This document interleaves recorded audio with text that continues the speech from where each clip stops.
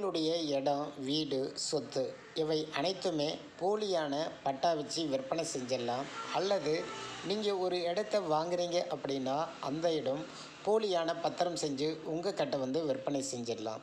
இதுபோல் சூழ்நிலைகள் உங்களுக்கு ஏற்படாமல் இருக்க என்ன செய்யலாம் அப்படின்றதும், ஒருவேளை உங்கள் கையில் இருக்கிற பட்டா போலியானதா உண்மையானதா அப்படின்றத எப்படி தெரிஞ்சுக்கிறது அப்படிங்கிறத இந்த வீடியோவில் பார்க்க போகிறோம். நம்ம போலியான பட்டாவை தெரிஞ்சிக்கக்கூடிய ஒரு சூப்பரான மெத்தடை நான் உங்களுக்கு சொல்ல போகிறேன். எந்தெந்த வகையில் இது போலியான பட்டா அப்படிங்கிறத கண்டுபிடிக்கக்கூடிய வழிமுறைகள் என்ன அப்படிங்கிறத இந்த வீடியோவில் நம்ம தெரிஞ்சுக்கலாம். இந்த வீடியோ உங்களுக்கு ரொம்பவே யூஸ்ஃபுல்லாக இருக்கும். வீடியோவை ஸ்கிப் பண்ணாது ஃபுல்லாக பாருங்கள். அதாவது போலி பட்டாவை கண்டுபிடிக்கிறதுக்கு முதல்ல நம்ம பட்டாவை வந்து வெரிஃபை பண்ணணும். வெரிஃபை பண்ணக்கூடிய இந்த வெப்சைட்டினுடைய லிங்க் வீடியோக்குள்ள டிஸ்கிரிப்ஷனில் கொடுத்துருக்கேன். இதை கிளிக் பண்ண உடனே ஓப்பன் பண்ணிக்கோங்க. ஓப்பன் பண்ண உடனே உங்களுக்கு இன்டர்ஃபேஸ் வந்து இப்படி தான் இருக்கும். அப்படியே ஸ்க்ரோல் பண்ணிங்க அப்படின்னா இங்கே வந்து ஒவ்வொரு ஸ்டெப்பாக வந்து வரும். சரியா? அதில் வந்து பார்த்திங்க அப்படின்னா இது போல் ஒரு ஆப்ஷன் இருக்குங்க. அதாவது பார்த்திங்க அப்படின்னா ஒரு க்ரீன் டிக் மார்க் இருக்கும். பட்டாவை வந்து விவரங்களை வந்து சரிபார்க்க அப்படிங்கிற இந்த ஆப்ஷன் வந்து இருக்கும். அதாவது வெரிஃபை பட்டா அப்படின்னு அர்த்தம் இங்கிலீஷில். உங்களுக்கு இங்கிலீஷில் அப்படி தான் ஷோ ஆகும். அந்த ஆப்ஷனை ஜஸ்ட்டு ஒரு கிளிக் பண்ணிவிடுங்க. ஓகே, கிளிக் பண்ணிங்க அப்படின்னா உங்களுக்கு இது போல் பேஜ் ஓப்பன் ஆகுங்க. இந்த பேஜில் வந்து நீங்கள் என்ன பண்ணணும் அப்படின்னா பட்டாவினுடைய குறிப்பு எண் அப்படின்னு சொல்லுவாங்க. சரி, இந்த குறிப்பு எண் அப்படின்னா சர்வே எண் கிடையாது, குறிப்பு எண். இது பட்டாவில் வந்து இருக்கும். இதுக்கு உங்களுக்கு ஒரு மாடல் கூட காட்டுறேன். சரி, இந்த குறிப்பு எண் என்றது என்ன, அது எப்படி வந்து இந்த இடத்த வந்து உள்ளீடு செஞ்சு உங்களுடைய மொபைல் நம்பர் வந்து கொடுக்கணும். அதாவது குறிப்பு எண்ணை இந்த இடத்த கொடுத்துடணும். கொடுத்துட்டு உங்களுடைய மொபைல் நம்பர் கொடுத்து கடவுச்சொல் ஓடிபி வந்து வெரிஃபை பண்ணிட்ட உடனே உங்களுக்கு வந்து உங்களுடைய பட்டா வந்து ஷோ ஆக ஆரம்பிக்கும். சரியா? அந்த பட்டாவில் இப்போ நான் சொல்லக்கூடிய விவரங்கள் வந்து சரியாக இருக்கா அப்படின்றத பார்க்கணும். முதல்ல இந்த குறிப்பு எண் என்றால் என்ன, இந்த குறிப்பு எண்ணை இங்கே எப்படி உள்ளிடுறதுன்னு பார்க்கலாம். ஒரு குறிப்பு எண் பட்டாவில் எப்படி இருக்குன்றதுக்கான மாடல், அதாவது உங்கள் நிலம் தொடர்பான பட்டாவில் அது இருக்கும். நீங்கள் பட்டாவில் பார்த்தீங்க அப்படின்னா ரெஃபரன்ஸ் நம்பர் அப்படின்னு இருக்கும். எக்ஸாம்பிளுக்காக நான் இங்கே வந்து ஷோ பண்ணியிருக்கேன் பாருங்கள். சரியா? இங்கே ஷோ பண்ணியிருக்கேன். இதே போல் தான் இருக்கும். இயர் போட்டிருக்கோம், எந்த இயர் அப்படின்னு போட்டு ஒரு ரெஃபரன்ஸ் நம்பர் இருக்கும். அந்த அடையாள எண்ணை வந்து நம்ம கம்ப்யூட்டரில் இப்போ நான் சொன்ன அந்த வெப்சைட்டில் அந்த இடத்த வந்து கரெக்டாக வந்து அந்த ரெஃபரன்ஸ் நம்பரை போடுங்க. போட்டிங்க அப்படின்னா உங்களுக்கு வந்து பதிவு செய்யல விவரங்களை வந்து நீங்கள் செக் பண்ணிக்க முடியும். அதாவது பட்டாவிலுடைய விவரங்கள் கணினியில் நம்ம ஒப்பிட்டு பார்க்கணும். ஒரு இணையதளத்தில் இந்த ரெஃபரன்ஸ் நம்பரை உள்ளீடு செய்யும்போது அந்த பதிவிற்கு எந்த தகவலும் கிடைக்கவில்லை என்றால் நோ ரெக்கார்ட் ஃபவுண்ட்ஸ் அப்படின்னு சொல்லிட்டு உங்களுக்கு ஷோ ஆச்சு அப்படின்னா இது போலியான பட்டா அப்படின்னு எடுத்துக்கலாம். சரியா? நோ ரெக்கார்ட் ஃபவுண்ட் அப்படின்னு இருந்துச்சு அப்படின்னா அது வந்து பதிவுலேயே கிடையாது. உங்களுக்கு வந்து டூப்ளிகேட் வந்து ரெடி பண்ணி அவங்களே வந்து ஒரு ரெஃபரன்ஸ் நம்பர் போட்டு அவங்களே ஒரு பட்டா ரெடி பண்ணி வந்து கொடுத்துருக்காங்க அப்படின்றத நீங்கள் தெரிஞ்சுக்க முடியும்.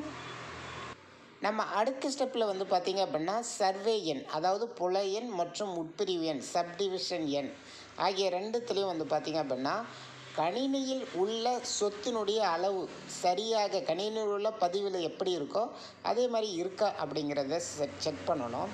அடுத்து வந்து நிலத்தினுடைய பரப்பளவை செக் பண்ணணும். ஏன்னா வந்து ஒரு போலியான பட்டாவில் உனக்கு வந்து ஒரு 2 ஏர் இருக்குது அப்படின்னா இதில் வந்து கம்மியாக இருக்குது, இல்லை அதிகமாக கூட காட்டும். ஒரு 2 ஏர் இருக்கிற ஒரு பட்டாவை எடுத்துகிட்டு வந்து 5 ஏர் சொத்து வந்து இருக்குது, ஒரு 100 சென்ட் இருக்கிற இடத்துல வந்து உங்களுக்கு 150 சென்ட் இருக்குது அப்படின்றது ஒரு போலியான பட்டா தயாரித்து விற்பனை செஞ்சுட்டாங்க.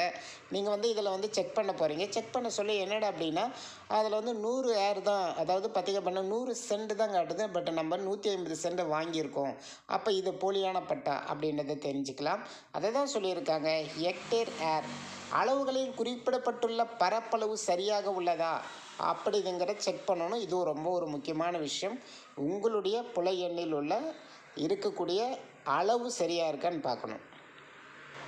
50 சென்ட் இருக்கிறத 100 சென்டை ஏமாற்றி விற்கிறதுக்கான வாய்ப்பு இருக்குது போலியான பட்டா தயாரித்து. அடுத்து நீங்கள் கவனிக்க வேண்டியது என்ன அப்படின்னா இப்போது நிலத்தில் வந்து நத்தம், புஞ்சை, நஞ்சை அதுபோல் இருக்கும். வந்து பஞ்சம நிலம் அப்படின்னு இருக்கும்.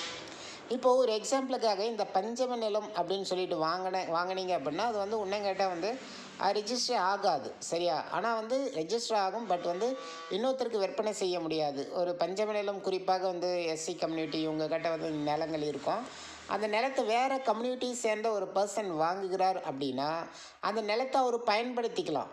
இன்னொருத்தர் அவர் விற்பனை செய்ய முடியாது. அப்படி விற்பனை செஞ்சா அப்படின்னா இன்னொரு எஸ்சி கம்யூனிட்டி தான் அவருக்கு விற்பனை செய்ய முடியும். அதுதான் வந்து பஞ்சம நிலம்னு சொல்லுவாங்க.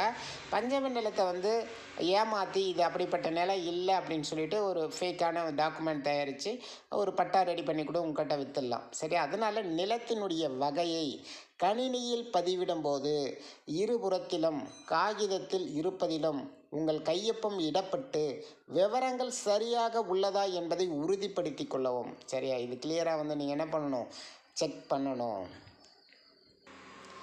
அடுத்த மெத்தட் டிஜிட்டல் கையொப்பம். அதாவது அரசினுடைய பதிவேட்டில் உள்ள தகவல், அதாவது அந்த ஆவணத்தில் காணப்படுகின்ற மின்னணு கையொப்பம் இருக்கு இல்லையா, சரி, டிஜிட்டல் சிக்னேச்சர். அந்த ஆவணம் உண்மையானது அப்படின்னு சொல்லிட்டு உறுதிப்படுத்தக்கூடியது தான் இந்த டிஜிட்டல் சிக்னேச்சர். அதாவது பார்த்தோன்னா க்ரீன் டிக்கில் வரும். சரியா, இந்த விவரங்கள் வந்து நன்மையாக, அதாவது சரியாக நம்பகமாக இருந்தால் மட்டும்தான் அந்த க்ரீன் டிக் வந்து இருக்கும். போலியான ஆவணங்களுக்கு வந்து இது தவிர்ப்பதற்கு இந்த டிஜிட்டல் கையொப்பம் ரொம்ப இம்பார்ட்டன்ஸ். இது வந்து க்ரீன் டிக்கில் இருக்கா அப்படின்றத செக் பண்ணிக்கணும்.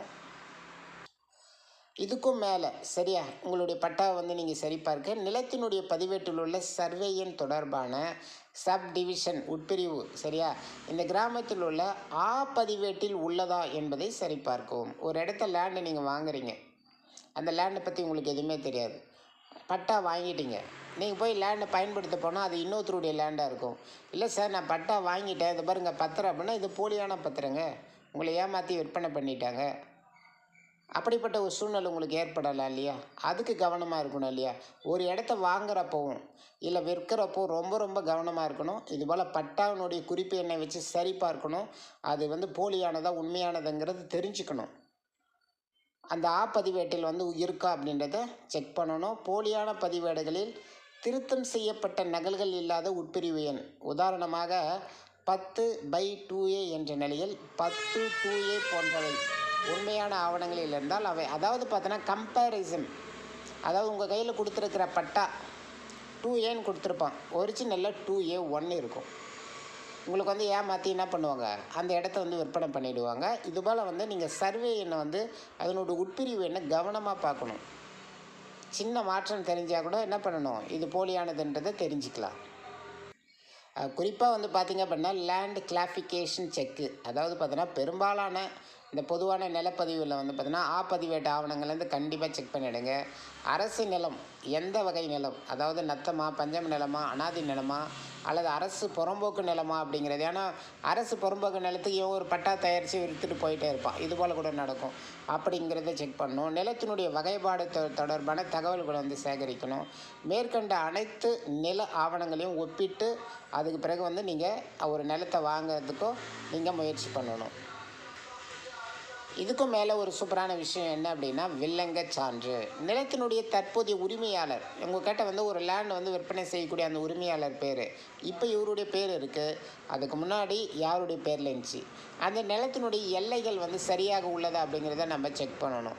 அந்த சொத்தினுடைய அதிகாரப்பூர்வ, அதாவது வில்லங்க சான்று நம்ம கண்டிப்பாக வாங்கி அந்த வில்லங்க சான்று சொத்து மேலே கடன்கள் ஏதாவது இருக்கா, அந்த சொத்து மேலே ஏதாவது வழக்குகள் தொடரப்பட்டிருக்கா அப்படிங்கிறதையும் நம்ம என்ன பண்ணணும், செக் பண்ணணும். பதிவுகளில் உள்ள விவரம் பட்டா ஆவணத்துடன் ஒத்துப்போகிறதா அப்படிங்கிறது உறுதிப்படுத்திட்ட பிறகு தான் நீங்கள் என்ன பண்ணணும், இந்த ஒரு சொத்தை வந்து இந்த பட்டா வந்து எப்படிப்பட்டது அப்படிங்கிறத நம்ம தெரிஞ்சுக்கலாம். அந்த பட்டா மேலே ஏற்கனவே சொத்து கடன் இது போல் கேஸ் ஏதாவது இருக்கா அப்படின்றதையும் நம்ம என்ன பண்ணணும், தெரிஞ்சுக்கணும். இது வில்லங்க சான்றன் மூலம் நமக்கு தெரிஞ்சிட்டோம். நீங்கள் வில்லங்க சான்று போட்டாவே போதும், அதிலே எல்லா டீட்டெயிலும் காட்டிடும். இன்னொன்று இருக்குங்க. அடுத்து பார்த்திங்க அப்படின்னா QR கோட் ஸ்கேனு. அதாவது பார்த்திங்க அப்படின்னா நீங்கள் தமிழ்நாடு அரசினுடைய அதிகாரப்பூர்வ இணையதளம் இருக்கும். இந்த QR கோட் ஸ்கேன், அதாவது இப்போ வர பட்டாக்கள்லாம் வந்து பார்த்தோன்னா QR கோடு வந்து வந்துடுச்சு. இன்னொன்று சிட்டாவிலே பார்த்தோன்னா QR கோடோட அட்டாச் ஆகிருக்கு. அந்த ஸ்கேன் பண்ணிங்கனாவே போதும். அந்த QR கோடை ஸ்கேன் பண்ணால் ஸ்ட்ரெயிட்டாக கவர்மெண்ட் வெப்சைட் tn.gov.in அப்படின்ற வெப்சைட்டுக்கு டைரெக்டாக போய்ட்டு ஓப்பன் ஆகும். அந்த வெப்சைட்டு போகாமல் வேறு வெப்சைட்டுக்கு அது கொண்டு போகுதுன்னா கண்டிப்பாக டவுட்டு தான், சரியா, அது போலியான பட்டாவாக இருக்கலாம். உரிமையாளனுடைய விவரங்கள் வந்து ரொம்ப முக்கியம், சரியா. உரிமையாளனுடைய பேர், அவருடைய தந்தை பேர், கணவர் பேர் எந்த வகை எழுத்து பிழையும் இன்றி கரெக்டாக பதிவாகியுள்ளதா என்பதை கவனிக்கணும். போலியான பட்டாவில் ஒருத்தருடைய பெயர், அதாவது பார்த்தீங்கன்னா பெயர் சிறிது மாற்றம் செஞ்சு இது அவருடைய பட்டா தான் அப்படின்னு ஒரு நிலத்தினுடைய உரிமையாளர் பெயரை சிறிது மாற்றம் செஞ்சு உங்களுக்கு வந்து வித்துட்டு போயிடுவாங்க. இனிஷியல் மாறி இருக்கலாம், அப்பா பேர் சின்ன சேஞ்சஸ் ஏற்பட்டிருக்கலாம். இதெல்லாம் வந்து மாற்றி விட்ருவாங்க. அதெல்லாம் சரியாக இருக்கின்றதை செக் பண்ணிக்கணும்.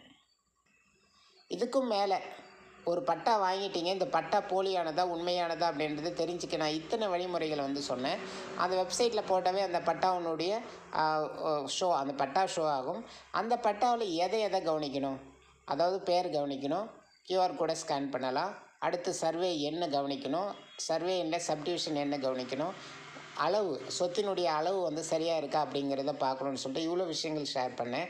இதுக்கும் மேலே டிஸ்ட்ரிக்ட் ஆஃபீஸ் வெரிஃபிகேஷன், அதை நேரடியாக அலுவலக விசாரணை, அலுவலகத்தில் சமர்ப்பிக்கப்பட்ட ஆவணங்கள் உறுதியானதா அப்படின்றத நீங்கள் டைரெக்டாக அலுவலகத்துக்கு விஓ அலுவலகத்துக்கோ இல்லை மாவட்ட வட்டாட்சியர் அலுவலகத்தில் சென்று நேரடியாக உங்களுடைய கையில் இருக்கிற பட்டாவை கொடுத்து வெரிஃபிகேஷன் பண்ணிக்கலாம். அவங்க அதை பார்த்துட்டு அது போலியானதா அப்படின்னு இருந்தால் கண்டிப்பாக உறுதி செஞ்சுடுவாங்க.